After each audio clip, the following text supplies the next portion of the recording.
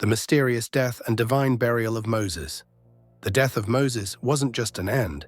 It was the beginning of one of the most mysterious and debated events in biblical history.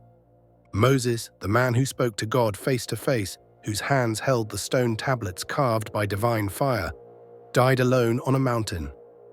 After 120 years of prophetic service, miraculous leadership, and direct communion with heaven, Moses' journey concluded atop Mount Nebo in the land of Moab. But here's the twist that sends chills down the spine. No one was present at his burial. No one except God. And he buried him in a valley in the land of Moab, opposite Beth Peor. But no one knows the place of his burial to this day. Deuteronomy 34:6. This wasn't a mere footnote in Scripture. This was a divine mystery, a celestial secret, the only recorded instance in the Bible where God himself performs the burial of a human being. Not a single mourner, no stone monument, no pyramid, no tomb to remember him by. The Israelites wept for 30 days, grieving the loss of their leader, and yet, even as they mourned, they had no grave to visit. The location of Moses' body was veiled by the Almighty. But why? Why would God go to such lengths to ensure no human eyes would ever see that resting place? What was he protecting? This question opens a cosmic door, because it turns out someone else was interested in the body of Moses too. Satan's sinister plot, the hidden strategy behind the body. It wasn't just God who was focused on the body of Moses. Satan was watching, waiting, planning. The devil had a reason to want Moses' remains, and it wasn't to honor the prophet, it was to use his body as a weapon against God's people. You see, Satan knows something very human about us, something very dangerous. We are drawn to the physical, to what we can touch and see. We crave holy relics, sacred sites, tangible reminders of faith.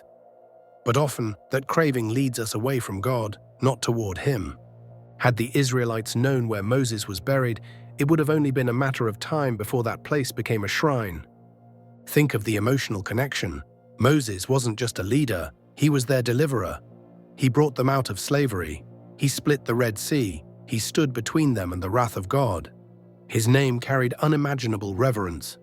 Now imagine his grave, marked, accessible, turned into a spiritual landmark. Pilgrims would flock there. Monuments would be built. Legends would swirl. Over time, the worship meant for God would shift toward Moses himself. And that's exactly what Satan wanted. He wanted to transform Moses from a prophet into an idol, to take the holy and twist it, to plant a seed of spiritual corruption in the hearts of Israel, just enough to divert their gaze from the Creator to the created. Romans 1:25. They exchanged the truth about God for a lie and worshipped and served created things rather than the Creator. Satan's playbook hasn't changed. He takes what is sacred and turns it into stumbling blocks. Holy objects become objects of obsession. Leaders become idols. Faith becomes ritual, and all it takes is a body.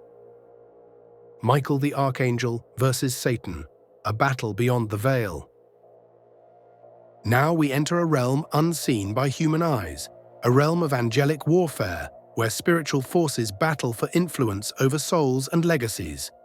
In the book of Jude, a rare and cryptic verse tells us this.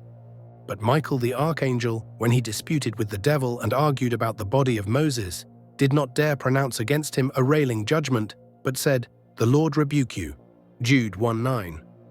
Pause, let's unpack this. An actual confrontation occurred between Michael the Archangel and Satan, and the subject wasn't a kingdom, or a soul, or a future prophecy. It was the corpse of Moses. Michael, God's warrior angel, the same one described in Daniel and Revelation as fighting cosmic battles, leading the armies of heaven, was dispatched to protect Moses' body from Satan. That tells us how serious this was. But even more astonishing is how Michael responded. He didn't attack. He didn't hurl accusations or insults. Instead, he said, "The Lord rebuke you." Why? Because Michael understood a profound truth. Even in spiritual warfare, authority belongs to God alone. He didn't fight in his own name. He invoked the authority of the one who reigns above all. This moment is deeply humbling. If even Michael, the angelic general of heaven, dared not rebuke Satan in his own power, how much more cautious should we be in the spiritual battles we face? This heavenly dispute shows us the stakes. Moses' body wasn't just flesh and bone, it was a potential spiritual trap, a tool Satan could use to derail the faith of an entire nation. But heaven said no. The Lord took action. And through Michael, the body of Moses was shielded, not just for Moses' sake, but for the protection of every soul who might stumble because of it. The deeper mystery, idolatry, power, and divine protection. Now let's go deeper, beyond the event, beyond the confrontation. Let's talk about what this story reveals, not just about Moses or Satan, but about us. This entire mystery, God hiding the body, Satan pursuing it, Michael defending it, revolves around one spiritual danger: idolatry. Idolatry is not just about statues or golden calves. It's about anything we place above God. It's about shifting our worship to people, objects, feelings, or traditions. Things that seem spiritual but slowly replace the divine. Moses' life was an instrument of God's will. But if his body became an idol, his legacy could become a curse. And God loved his people too much to let that happen. So he did something unthinkable. He took Moses away, completely.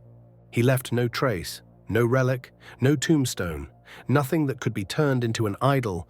It was an act of love, a radical act of spiritual preservation. And what about us? What shrines have we built in our own lives? What parts of our past have we immortalized? Are there leaders, places, or memories we've turned into objects of worship? Sometimes God removes things from our lives not to hurt us, but to protect us from ourselves. He buries certain dreams, hides certain answers, lets some questions go unanswered, not because he's distant, but because he's merciful, just like with Moses. And so the story of Moses' body becomes more than a mystery. It becomes a mirror reflecting our own spiritual vulnerabilities and reminding us that God knows what we need, even when we don't. Final thoughts. So why did Satan fight for the body of Moses? Because he knew that one well-placed relic could become a spiritual trap for generations. And why did God hide it? Because he loves us too much to let even a prophet become our idol. And through Michael, through mystery, and through mercy, he protected not just a man's body, but the hearts of an entire nation. This is Abyssal Narratives. If you felt the pull of the arcane tonight, subscribe, support the channel, and ring the bell to stay bound to the unknown. More forgotten grimoires, dark histories, and ancient powers await.